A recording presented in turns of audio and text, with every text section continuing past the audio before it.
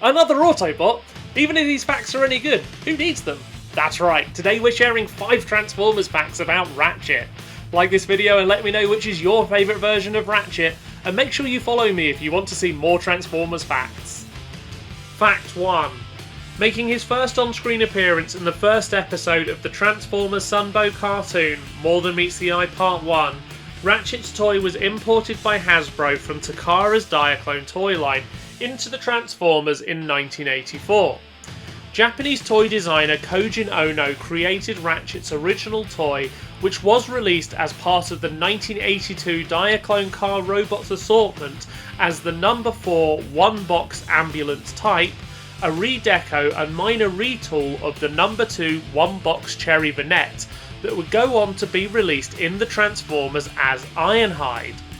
As with Ironhide's G1 toy, Ratchet's G1 Alt Mode is based on a Nissan Sunny Vinette Coach SGL, just in white and with ambulance livery.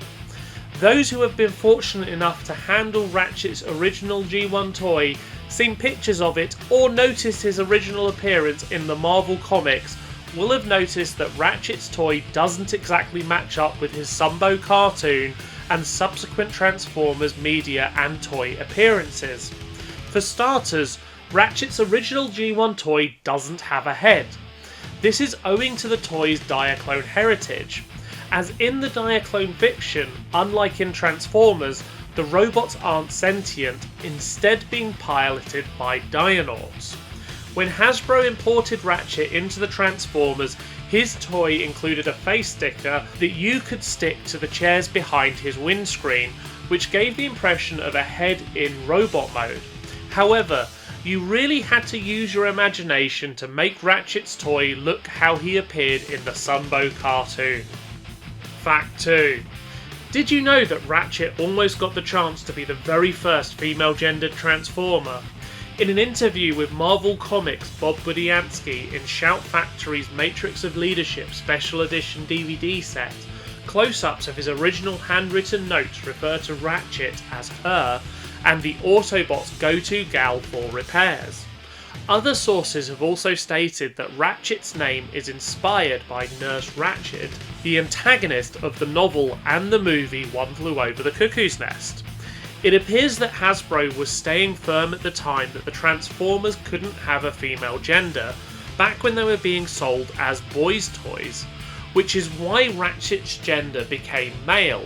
But it's interesting to think of what could have been had Hasbro been more open-minded back in the mid-80s. Fact 3. If you think Ratchet got a raw deal in the Transformers the movie, you should treat yourself to some quality time reading the Transformers Marvel Comics. In issue 59 of the US comic and issue 251 of the UK comic, in a story arc that would take too long to cover in this video fully, Megatron and Ratchet are caught in an explosion that offlines them both.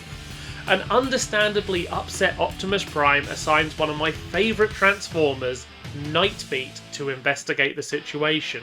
Nightbeat, being the master detective that he is, discovers that Ratchet might still be alive. Due to the explosion having taken place near Megatron's time travel device, Ratchet may be in Unspace. They subsequently send a probe into Unspace to retrieve Ratchet, and they manage to get him back.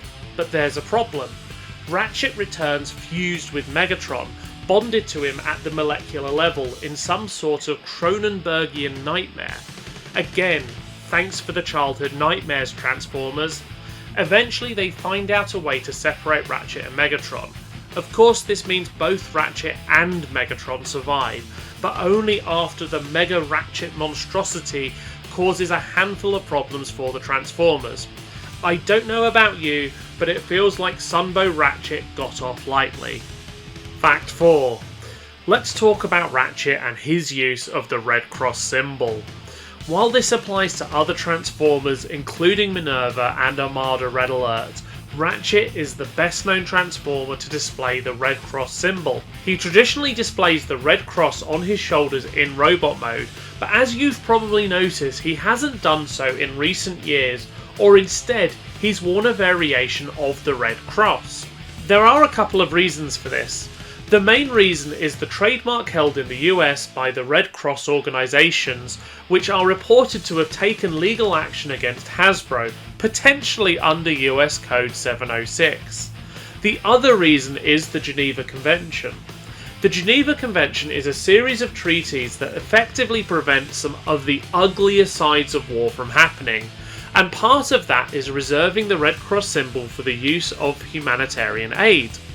The Geneva Convention also prohibits toy manufacturers and video games from using the Red Cross symbol, although there have been many instances of this being ignored. In some countries, while the Geneva Convention is adhered to, elements of it aren't written into law, making it hard to enforce. Okay, history lesson over.